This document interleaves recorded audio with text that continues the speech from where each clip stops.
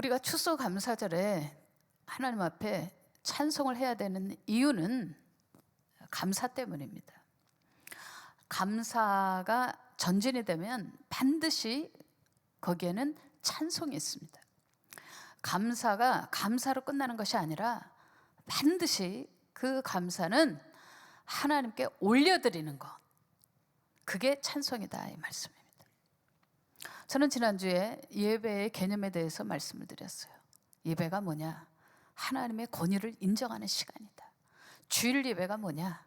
하나님의 권위를 인정해서 다른 일을 하다가도 예배드리기 위해서 예배 처소로 성전으로 뛰어오는 시간, 집중하고 몰입해서 하나님의 권위를 인정할 때 하나님께서 영광을 받으십니다. 주의 종은 강단에서 하나님을 높입니다. 하나님을 칭송합니다. 아들을 우리에게 허락하신 그 하나님의 마음이 상상할 수가 없습니다. 인간으로서도 상상할 수 없고 또 신의 영역이기 때문에 우리가 가늠을 할 수가 없습니다. 그러나 그럼에도 불구하고 하나님께서 하신 위대한 일, 아들을, 외아들을 내어주신 일, 그리고 그 하나님의 뜻을 따라서 십자가에서 모진 고통을 당하신 예수님을 한량없이 감사하며 칭송해 드리는 것입니다. 왜 우리가 부모에게 효도해야 되느냐?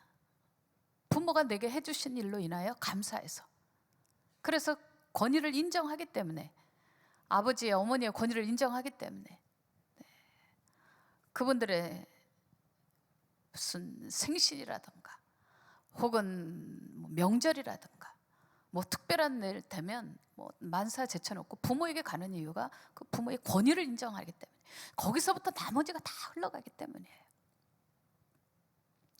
맞습니다.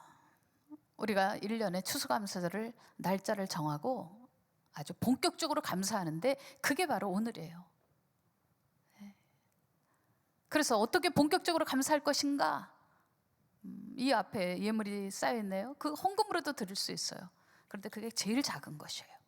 돈처럼 작은 것은 없습니다. 부모에게 돈을 주고 다 했다, 이건 자기 의인 것이에요. 돈이 없어도 할 수 있는 것들이 있어요. 바로 부모의 권위를 인정하며 부모가 나를 위해서 해주신 것을 칭송하는 거예요. 맞습니다. 오늘 추수감사절에 제일 좋은 것은 하나님이 우리를 위해서 하신 일은 너무나도 위대하고 선한 일이기 때문에 그 칭송하는 거예요. 오늘 그런 시간을 2부 때 가지려고 하는 것입니다. 자, 1620년 영국 사람들, 청교도들이 하도 핍박이 심하니까 감옥에 가두기도 하고 고문도 당하고 죽이기도 하고, 그 왕들이 그랬습니다. 그러다 보니까 이주할 생각을 했어요. 근데 그 이주한 것이 한국 사람들이 미국으로 이민을 가고 어느 타국에 가서 사업하고 그런 것이 아니라 오직 딱 하나예요. 예배 드리고 싶어서, 제대로 예배 드리고 싶어서, 바르게 예배 드리고 싶어서, 하나님의 권위를 인정하는 예배, 형식적 종교적 예배가 아니라 진짜 마음으로 드리는 예배, 하나님이 어떤 예배를 기뻐하실까, 그렇게 따라가다 보니까 이 사람들은 국교나 캐토릭을 따라갈 수가 없었어요. 그래서 그들이 선택한 그 결정이 바로 청교도적 신앙생활이었고, 그리고 미국으로 가게 된 것입니다. 근데 미국으로 가게 될 때 배에서 했던 제일 중요한 것이 뭐였냐? 꿈이었냐? 기술이 있냐? 어떻게 먹고 살 거냐? 그런 걸 의논한 게 아니라 계속 찬송하면서 갔다는 거예요. 그들은 그 미국에 도착을 하고 나서도 감사 예배를 드렸고, 1년이 지나서 농사를 지어서 그래봐야 옥수수, 감자 이런 거잖아요. 그때도 하나님 앞에 감사 예배를 드렸어요. 미국의 주마다 한꺼번에 다 추수감사절을 결의한 것이 아니라 어떤 한 동네에서 이거를 결정을 하니까 그게 계속 도미노처럼 파급이 돼서 결국은 미국의 이 추수감사절 제도가 확립이 된 거예요. 그게 이제 우리에게까지 흘러온 거고, 사실 구약적인 의미로는, 성경적 의미로는 맥추절이라고 생각하면 되고, 자, 이 사람들이 그렇게 어려운 가운데서도 역경을 극복하면서 하나님께 감사를 했습니다. 이 감사 정신이 단순히 마음으로 애틋하게 고맙다 이런 차원이 아니라 표현되어져야 되는 거예요. 표현되어진 감사가 찬송이다. 바로 오늘이 그런 날이다. 늘 하나님께 감사했는데, 마음으로 느꼈는데, 이제는 그게 아니라 그 이상으로 말이에요. 하나님께 감사해야 되겠다. 바로 추수감사절. 자, 그런데 오늘 제가 왜 누가복음 15장에 본문의 말씀을 택했는가? 오늘 추수감사절의 주제가, 찬송의 주제가 아버지의 사랑이에요. 아버지의 사랑. 하나님 아버지의 사랑. 근데 하나님 아버지의 사랑 중에 최고의, 우리에게 선물로 준 사랑이 있는데, 그 아들 내어주신 사랑이에요. 아들 주신 사랑.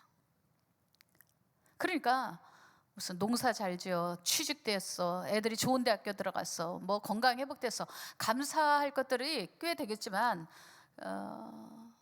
사실 예수님을 우리에게 주신 그 감사에 비하면 나머지는 사소하다 이 말이에요. 어떻게 그럴 수 있을까?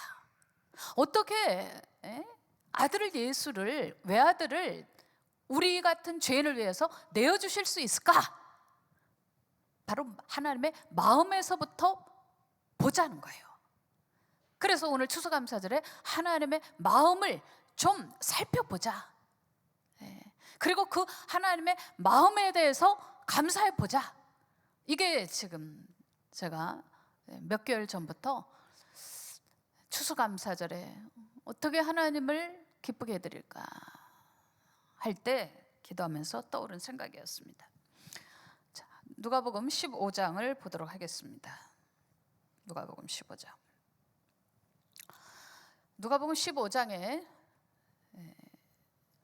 11절에 보면 어떤 사람에게 두 아들이 있는데, 바로 그 어떤 사람이 하나님 아버지예요. 근데 이 아들들이 아버지의 마음을 둘 다 전혀 모른다는 거예요. 여러분은 깨달으셨는데 이들은 아니었어요. 둘째가 아버지가 살아계신데도 불구하고 상속분을 미리 달라 해가지고 길을 떠났는데, 잘 살았으면 얼마나 좋아요. 근데 허랑방탕 낭비하고 그리고 창객에 다 쏟아부었어요. 그리고 거지가 돼버렸어요. 그래도 이 사람이 최선의 믿음 하나가 있었어요. 최선의 믿음. 그게 뭐냐면 아버지는 날 받아줄 거다라고 생각했어요. 어쨌든 이건 은혜예요, 은혜. 그래도 그 아버지 밑에서 그 아버지의 사랑을 받기 때문에 최소한 이것은 가지고 있어서 돌아가게 되었습니다. 근데 돌아가게 되었는데, 그 고백이 17절, 18절, 19절, 20절에 쓰여 있습니다. 아버지의 아들이라고 그렇게 불리우는 것은 너무 미안하니까 그냥 품꾼의 하나로, 하인으로 써달라, 이렇게 하겠다고 계획해서 돌아갔어요. 근데 생각을 해보십시다. 제가 오늘 새벽에도 일찍 일어나가지고 상상을 해봤어요. 그래, 아버지가 날 받아준다. 근데 그 동네에서 어떻게 살아? 창피해. 또 형은 어떻게 봐? 일가 친척들이나 하인들, 그 집안에, 집에 돈 있는 것 같은데, 그 시대로 보면은 하인들 있죠. 그럼 어떻게 살아? 목숨만 붙어 있다고 사는 건가? 계속 사람들이 수군거리고, 죄인이니 뭐 어떻게 저럴 수 있느냐느니 손가락질하고 정죄하면 그 가운데 그게 사는 거겠어요? 그런데 아버지는 그 상황을 미리 앞서 보시는 거죠. 그것까지 헤아리시는 거죠. 여러분, 부모란 그렇습니다. 우리가 말하지 않은 것까지도 생각을 해요. 자식은 죽었다 깨나도 그게 되질 않아요. 그거는 육체적 자식이나 영적인 자식이나 저는 마찬가지라고 생각해요. 예.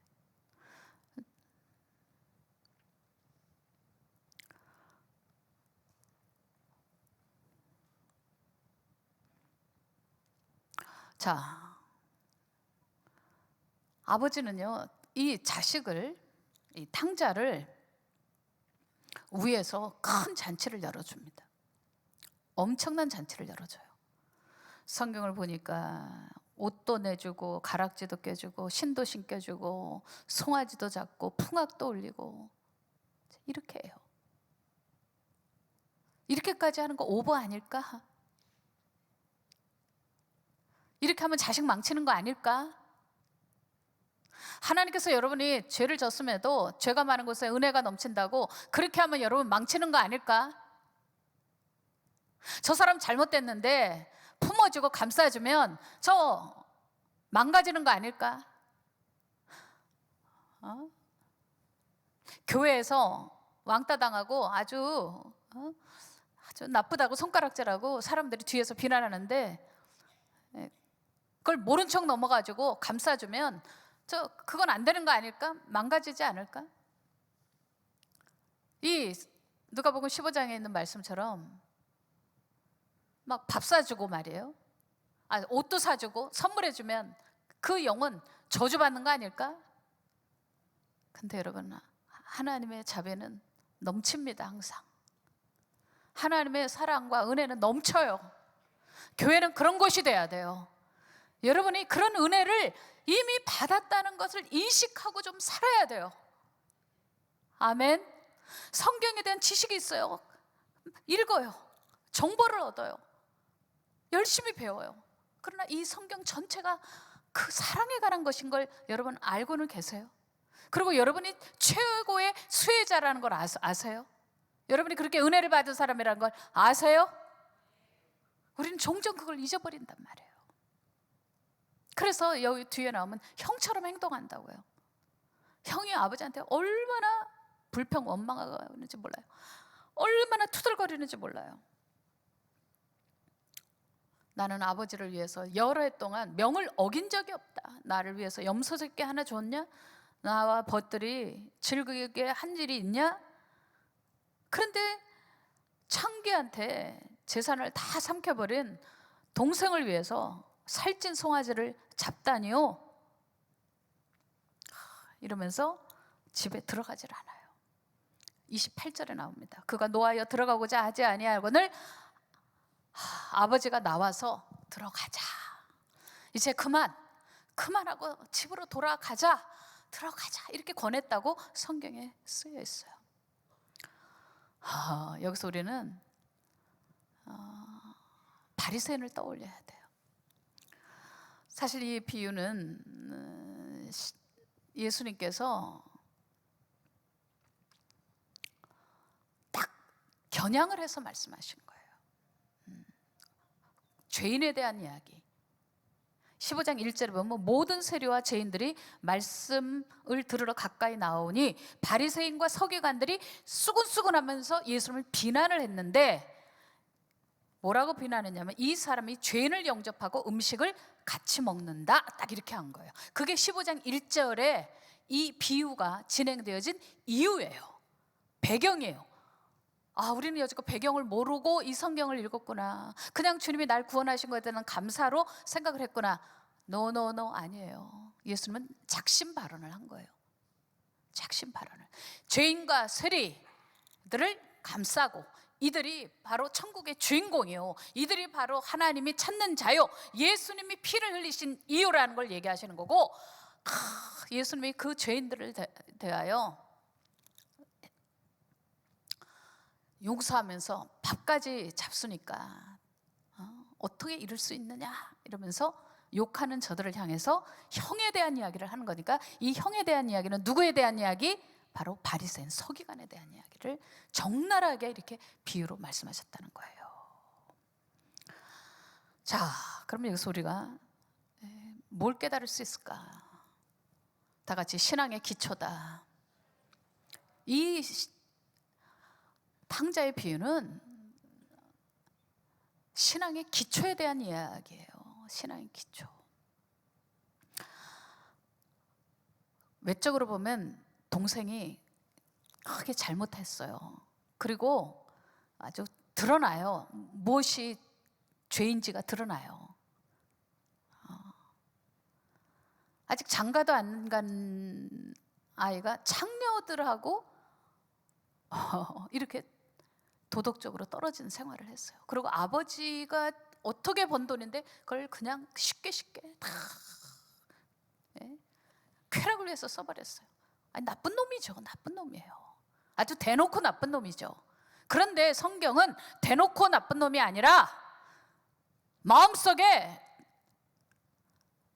더 큰 죄가 있음에도 그 동생보다 자기가 더 우월하다고 생각하는 것을 경고하는 메시지예요, 이게. 그래서 이건 단순히 탕자를 감싸시는 하나님의 은혜뿐만이 아니라 경고성 메시지예요. 그 경고가 뭐냐? 바로 이거예요.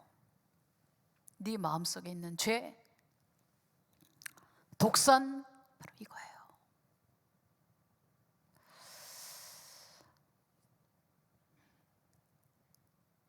지난번에 제가 독일에서 집회하는 동안에 할렐루야 교회 전 담임 목사님이셨던 김상복 목사님이 오셔서 좋은 아주 은혜의 메시지를 주셨어요. 저도 새벽 시간이라 독일에서 호텔에서 보았는데요. 제일 가슴에 와닿았던 것이 그거였어요. 구원은 하나님이 이루시는 것이기 때문에 절대 실패할 수 없다고. 구원은 하나님이 이루어 놓으신 것이기 때문에 우리의 노력으로 되는 것이 아니라고. 전 그게 가장 결정적으로 그날 우리 교회 성도님들에게 주신 은혜라고 생각해요. 개인에게도 그렇고 교회로도 그렇고. 저는 이렇게 해석하겠습니다. 인간은 스스로 구원할 수 없는 존재, 그게 바로 15장이라고 생각하는 겁니다. 탕자는 죽었다 깨어나도 구원을 받을 수 없어요. 왜? 죄값은 치르게 돼 있으니까요. 누구라도 죄를 졌으면 죄값은 치러야 됩니다. 여기서 치르든 저기서 치르든 치러야 돼요. 물론 애매하게 고난받는 사람도 있어요. 예수님께서 그 죄인들과 세리들과 같이 하는 것에 대해서 바리새인들이 말이 엄청 많았어요. 왜냐? 그 사람들을 경멸했기 때문이에요. 형이 이 동생을 경멸하니까요. 그런데 아버지는 요만큼도 경멸하거나 무시하거나 그런 게 없어요. 오히려 대대적 장치를 벌여주었어요. 여러분들, 다른 사람 판단하는 교만이 지옥 가는 죄라는 거 아세요? 우리가 그걸 몰라요. 그래서 윤리적으로 이렇게 탕자, 창녀하고 놀아난 놈, 혹은 도둑놈, 혹은 등등등 사기꾼, 뭐 별의별 게 다 있지 않습니까? 그런데 제일 무서운 죄가 교만죄라는 거 아세요? 심지어 구약에는 교만은 패망의 선봉이라고 그랬어요.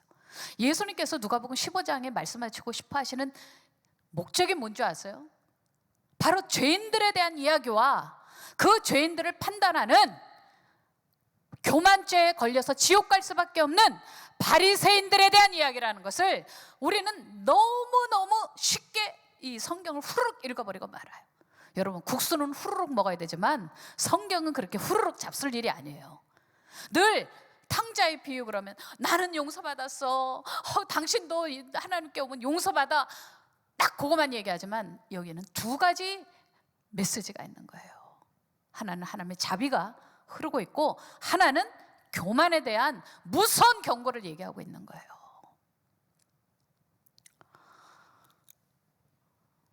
제가 지금 60 중반대쯤 되죠. 근데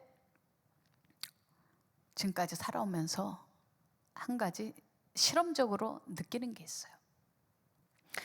귀신을 무서워하는 사람들은 늘 귀신 얘기를 하더라고요. 저 사람 속에 아무래도 악령 있는 것 같아. 예수 이름으로 내쫓아야 돼. 늘 그거에 대한 두려움이 있어요. 어려서 폭력을 당한 경험이 있는 사람은 사람들을 볼 때 바로 그 기준으로 봐요. 저 사람 너무 잔혹한 것 같아. 저 사람 나한테 되게 잘해줘. 막 이렇게 그냥 자기 기준이 생겨버리는 거예요. 낱말하는 사람들은 왜 그렇게 낱말을 할까? 자기 속이 시끄러워서 그래요. 여러분, 자기 속이 고요한 사람은 다른 사람 말할 그런 여유가 없어요. 내 마음의 평화가 깨지는 것이 싫기 때문에 그런 말도 하기 싫고 섞이기도 싫고 그래요. 이유는 딱 하나예요. 내 마음의 평화가 깨지는 것이 싫기 때문에. 그래서 성경에 말해요. 남의 죄에 간섭하지 말라고. 남의 죄에 간섭하지 마라. 왜? 나도 같은 죄를 짓기 때문에. 모방하기 때문에 그래요. 다른 사람 욕하다가 자기도 그렇게 욕하잖아요. 시어머니 욕하다가 며느리가 그 나이 때 되면 그대로 하게 돼 있어요. 모방죄에 따라가게 되는 거예요. 여러분, 그렇기 때문에 남의 죄에 간섭하는 게 아니에요. 아멘. 사람이 자기 속에 뭐가 있느냐. 돈 하는 사람은 늘 돈. 속에 음란하고 은큼한 사람은 늘 여자 이렇게 되잖아요. 자기 속에 뭐가 있느냐가 중요해요. 하나님 아버지는 너무나도 온전하신 분이에요. 선하신 분이에요. 죄가 없는 분이에요. 예수님은 죄가 없어요. 그러니까 그 입에서는 선한 기운밖에 나올 게 없어요. 선한 행동밖에는 하실 수가 없어요. 죄인들이 그렇게 더럽고 끔찍하고 도덕적으로 떨어졌어도 주님은 상태적으로 존재적으로 선하시기 때문에 그들을 감싸고 용서하실 수밖에 없어요. 그냥 존재적으로 용서해버리세요. 이 아버지처럼 그 죄인을, 탕자를 집에 들여버려요. 그리고 잔치상까지 해버려요. 인간적으로 볼 때는 오버하는 것 같지만 아니에요. 이런 분이 하나님이세요. 그래서 우리가 구원 얻는 거지 우리가 노력으로 구원받는 게 아닙니다. 나는 내 스스로 내 노력으로 내가 이만큼 선한 행위를 하니까 나는 구원을 받을 거다. 내가 경건하니까 구원을 받을 거다. 천만의 말씀이요. 그것은 하나님에 관련된 거예요. 하나님이 선하시니까 우리를 구원해 주신 거예요. 하나님이 사랑이시니까 날 용서해 주시는 거예요. 그것은 내 경건이나 내 의하고는 아무 상관이 없다는 사실이에요. 저는 참 감사하게도 한국에 기라성 같은 훌륭한 목사님들을 많이 만났어요. 저는 그분들의 인품에 인간적 인품이 아니라 워낙 기도 속에 사니까 하나님 말씀대로 살려고 몸부림치면서 막 금식들을 밥 먹듯 하시는 목사님들이니까 그냥 입에서 흘러나오는 게 있어요. 그냥 뱉어지는 것이 이렇게 말하리라 저렇게 보여지리라 막 그런 거 아니죠. 요즘에는 목사님들도 자기 이미지 구축을 위해서 굉장히 힘을 써요. 자기 이름을 브랜드로 만들어서 예수님 이름보다 자기 이름을 더 높이는 주의 종들이 있어요. 경계하세요. 우상 숭배는 망하는 거예요.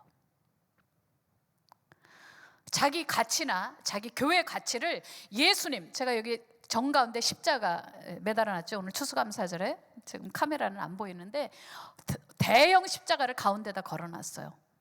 강대상 아래도 십자가 걸어놨어요. 우리가 자랑할 것은 예수님과 십자가밖에 없어요. 그런데 예수의 이름보다 사람의 이름이나 내 이름을 더 높이고, 그리고 그 이름을 예수 이름이 우린 기독교의 브랜드예요. 브랜드라는 거는 무슨 이게 사업성, 비즈니스 이런 차원의 이야기를, 세속적인 얘기를 하는 것이 아니라 우리가 자랑할 이름은 예수밖에 없다는 겁니다. 찬송할 이름은 예수 하나님밖에 없단 말이에요. 그럼에도 불구하고 의도적으로 자기 이름을 예수 이름보다 더 높이거나 브랜드화 시켜서 종교 사업성으로 간다면 이건 절대 안 된다 이 말이에요. 지금 이 시대에 그런 사람들이 얼마나 많은 줄 알아요? 셀 수도 없어요. 우리가 눈을 부릅뜨고 보지 않은 한 그 경계를 볼 수가 없어요. 그런지 안 그런지 긴가민가 하니까. 그 면도날 같이 예리한 부분들을 분별할 수 있는 사람들이 많지 않아요. 우리가 구원 얻는 것은 하나님이 이루신 것 때문에 우리가 받는 거예요. 탕자는 아버지의 선하심을 믿고 갔어요. 자기 의의를 드러낼 게 1도 없는 사람이 탕자예요. 그런데 이 형은 구원을 받을 수가 없어요. 자기 의와 교만이 가득하기 때문에, 동생보다 자기가 어쨌거나 우월하다고 생각하기 때문에, 그렇게 판단하고 확신이 있기 때문에. 여러분, 확신으로 천국 가는 거 아닙니다. 하나님이 하신 일 때문에, 예수가 십자가에서 하신 일 때문에 우리가 구원을 받는 거예요. 이해가 되신 거예요? 네. 이 차이를 구별하신단 말입니까?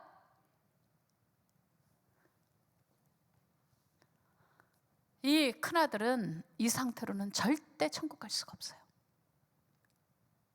오직 이 작은 아들은 천국 가요. 큰아들은 천국 갈 수 없어요. 아버지가 권했는데 들어갔다고 써 있어요. 여기에 끝에 안 들어갔어요. 들어갔으면 들어갔다고 써 있을 텐데, 예수님께서 의도적으로 말씀하신 글이라니까요. 예수님께서 의도적으로 이렇게 설교하신 거라니까요.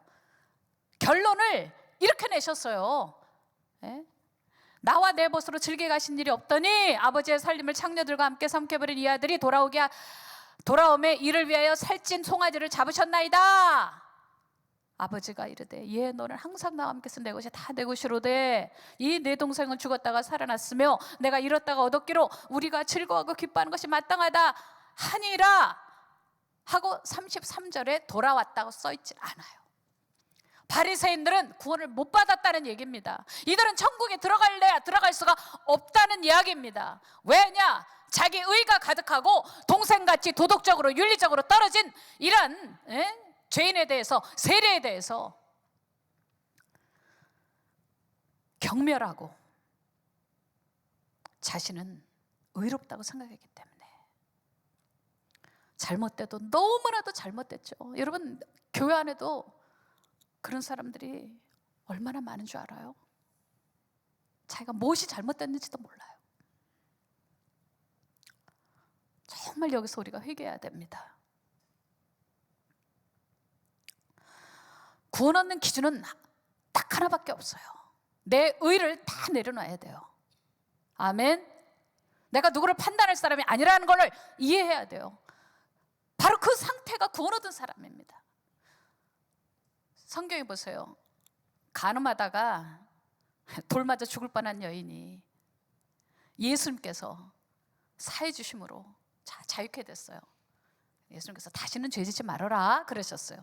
그랬더니 이 여자가 나가가지고 자기 같은 종류의 여자를 향해서, 저 여자 아주 더러워, 아주 윤리적으로 더러워, 아유 저렇게 뭐 간통하고 저렇대야지, 아유 저 여자 음란해, 그러고 떠들고 다닌다면 그 여자가 그게 될 일이에요?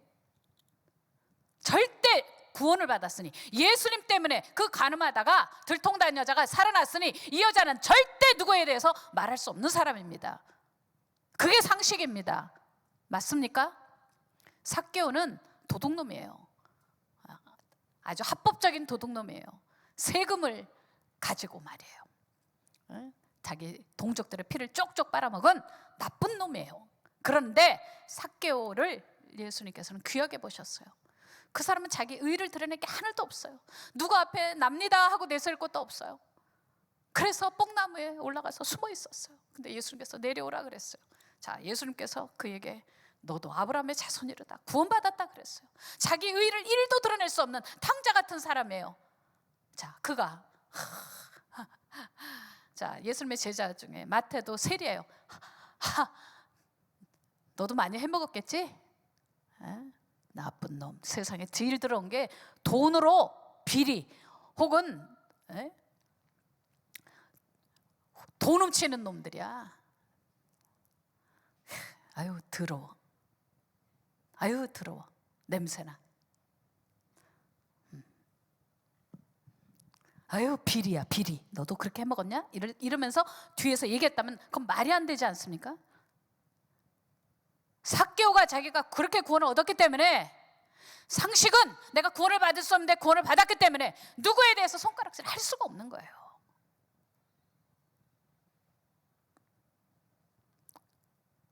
여러분, 우리는 다 그렇게 구원을 얻었습니다. 아멘. 교회를 찾아온 사람에 대해서도, 또 오늘 오실 새 가족이 있다면 우리는 어떤 태도를 취해야 되겠느냐는 거예요. 특별히 교회에 시간을 오래 다닌 사람들은 이 부분을 경계해야 됩니다. 결단코 우리가 자랑할 것이 하나도 없다는 사실을, 빛나고 높은 보좌와 그 위에 앉으신 바로 이 예수님을 만날 때 우린 하나도 자랑할 게 없고, 성경에 보면 예수님 만날 때 면류관을 장로들이 다 예수님 앞에 내려 놓는다는 거예요. 순교의 면류관이 최고의 면류관이잖아요. 그 사도들이 다 순교했잖아요. 그 면류관을 다 벗어가지고 주님 앞에 내려놓는다는 거예요. 자랑할 게 한 개도 없어요. 여러분, 교회에서 누가 누구를 판단할 수 있어요? 창녀? 우리 교회 룸사롱 다닌 자매 있어요. 누가 누군지 몰라요. 그러나 그 일 포기했어요. 이제 하지 않아요, 더 이상. 그럼 그 여자가 했던 과거에 대해서 우리가 끝까지 추적해야 되나요? 이 탕자는 돌아왔어요. 이제 죄 안 짓겠다고 아버지 앞에 왔어요. 그랬더니 그때 그 일을 가지고, 형이 나는 저런 놈하고 상대 안 하겠습니다. 아버지 너무하잖아요. 막 이러면서, 나는 염소 새끼 하나도 안 주더니 막 이러면서, 나는 아버지의 명예 어긋나게 한 것이 없는데 어떻게 이럴 수가 있죠? 여러분, 그 자체가 저주예요. 형이 이렇게 말하는 것 자체가 저주라고요. 이 영혼이 오히려 저주받은 영혼이지 탕자가 저주받은 영혼이 아니라고요. 무엇이 저주인지 무엇이 축복인지 구별할 줄 알아야 돼요. 아버지가 부끄럽지 말라고 동네 잔치 버려주고 좋은 옷에 가락지에 신까지 신겨주면서 명예를 회복시켜 주십니다. 근데 한 줌도 안 되는 자기 의를 가지고 아버지 집에 안 들어가겠다고 하는 바리새인, 형하고 똑같아요. 한 줌도 안 되는 의를 가지고, 그리고 그 의를 가지고 동생을 판단하는 이 저주받은 영혼, 하늘 보면 얼마나 하찮겠습니까? 고만고만한데 다 사실은 인간의 죄라는 게 그렇습니다. 제가 볼 때는요, 하나님의 선하신 시선으로 보면 큰 죄나 작은 죄나 다 죄인입니다. 우리끼리 뭐 더 죄졌다, 뭐 덜 죄졌다, 넌 진짜 나쁜 놈이네, 넌 좀 덜 나쁜 놈이네, 이렇게 얘기하지만 사실 따지고 보면 우리는 다 지옥 갈 죄인입니다. 오직 하나님의 선하심이 우리를 구원할 뿐이에요. 그렇기 때문에 우리는 하나님의 선하심이 드러난 예수 십자가를 바라보고 의지하는 겁니다. 그리고 한없이 흐르는 뜨거운 눈물을, 그 눈물로 그 십자가를 바라보면서 구원해달라고 요구할 때 주님은 당신의 사랑으로 말미암아 다 받아들여 그 구원 얻게 하신 거예요. 우리는 아무것도 자랑할 게 없으니까. 제가 이번에 독일의 헤르누트 진젠도르프의 고향에서 말씀을 전하는데, 그 진젠도르프 성의 둘째 날 컨퍼런스에 의자에 앉았는데 그렇게 눈물이 나더라고요. 시를 적었습니다. 근데 원래 시를 적으려고 그런 게 아니라 하도 눈물이 쏟아져가지고 막 견딜 수가 없는 거예요. 그런데 속으로 왜 이렇게 눈물이 나지? 진제 노르프가 세계 선교를 많이 한 사람이니까, 워낙 경건하게 산 사람이니까 나도 그렇게 되고 싶어서 그런 건가? 근데 그건 꼭 아니었어요. 그렇게 눈물이 올라요. 그래서 나중에 화장실로 뛰어갔습니다. 화장실에서 입을 막고 울었어요. 막 울었어요. 그냥 막 속에서부터 올라오는 울음이니까 그냥 눈물 뚝뚝 흘리는 울음이 아니라 이 애간장이 막 다 여기 목에 붙은 것처럼, 창자가 여기 붙은 것처럼 막 이렇게 막 꺼이꺼이 울었어요. 그 순간 제가 종이를 적었어요. 그리고 막 나의 고백의 글을 적었어요. 저의 온 존재가 작은 새처럼 떨고 있어요. 저의 온 존재가 작은 새처럼 떨고 있어요. 내 의에 대해서 내려놓을 때 예수 십자가가 제대로 보인다는 내용이에요. 그걸 가지고 있으면 예수 십자가가 정확히 안 보여요. 바로 그런 내용들이에요.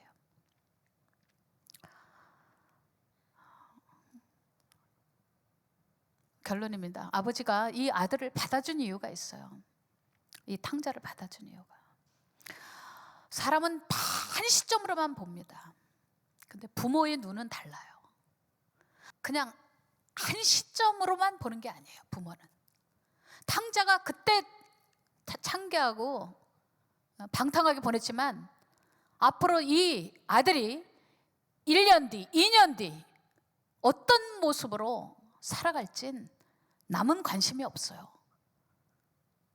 다른 사람은 옆집 아파트 아저씨나 경비는 관심 못 써요. 그러나 내 새끼에 대한 것은 부모는 보여요. 이게 전부가 아니라는 것을. 그리고 그걸로 판단하지 않아요. 앞으로 이 아이가 5년 뒤, 10년 뒤 얼마나 영화로운 모습으로, 얼마나 아름다운 모습으로, 얼마나 위대한 모습으로 변화되어 있을지 부모는 항상 소망하고 희망해요. 아멘. 하루만으로 판단하지 않아요. 이 하루만으로. 여러분도 자신을 그렇게 봐야 돼요. 그리고 다른 사람도 그렇게 볼 수 있어야 돼요. 그게 사랑이에요. 아멘. 형은 이 동생이 창기하고 있으면서 말아먹은 돈 때문에 이러지만은 그거만 보지만 아버지는 그거 한 시점으로만 보지 않아요. 내년의 모습은 지금의 모습하고는 완전히 다를 거니까, 달라져 있을 거니까. 교회도 마찬가지예요. 얼마나 지금 교회가 내면적으로 밤 알죠? 가을이 되면 토실토실하듯이 저는 영적으로 느껴요. 얼마나 지금 교회가 내면적으로 강화되고 있는지. 코로나 때 잃어버렸던 영혼들 예배당이 없으니까 2, 3년 동안 폐쇄된 상태에서 전 세계에서 가장 고통을 겪은 교회가 우리 교회예요. 그렇지만 이제 장소도 곧 완성이 될 뿐만이 아니라, 근데 그건 그렇게 중요한 게 아니에요. 장소의 문제가 아니에요. 내면적으로 우리가 어떻게 지금 하나하나를 변화하고 개혁하고 세워가고 있는가를 볼 때 전 2025년도가 기대가 됩니다. 여러분도 기대가 되십니까? 전 느껴져요. 영적으로 너무 느껴져요. 이번에 김상복 목사님 오셔서 2가지로 저에게 문자를 주셨더라고요. 각자 다른 날 설교하고 가시면서 그 다음 날이구나. 그 다음 날 목사님 빛의 자녀교회는 큰 축복이 기다리고 있습니다. 저는 지금까지의 사역보다 앞으로 남은 사역이 더 중요하고 열매를 맺어야 될 시간이고, 얼마 시간이 많이 남아있지 않기 때문에 저는 최선을 다할 뿐이에요. 생각을 흐트러뜨릴 시간이 없어요. 집중하고 몰입해도 시간이 부족해요. 그래서 마치 돌을 넣으면 작은 돌부터 넣으면 안 돼요. 큰 돌을 넣고 그 다음에 모래를 붓듯이 작은 돌들을 넣어야지 이 하나의 양동이에 가득 채워지듯이, 저는 우선 제일 중요한 거를 예배라고 보는 겁니다. 예배의 영성이 회복돼야 그 다음에 나머지 샤인 영성이고 다른 영성들이 중요한 거지, 예배의 영성이 되어 있지 않는데 선교는 무엇이며 봉사 구제는 무엇이며 7천 선교사 파송은 무슨 의미가 있냐? 의미 없다. 제일 중요한 것은 예배를 세워야 한다. 그래서 양동이에 큰 돌을 먼저 집어넣고 작은 돌들을 메워야 딱 채워지듯이, 작은 거 하나하나 그런 거 볼 시간이 없다.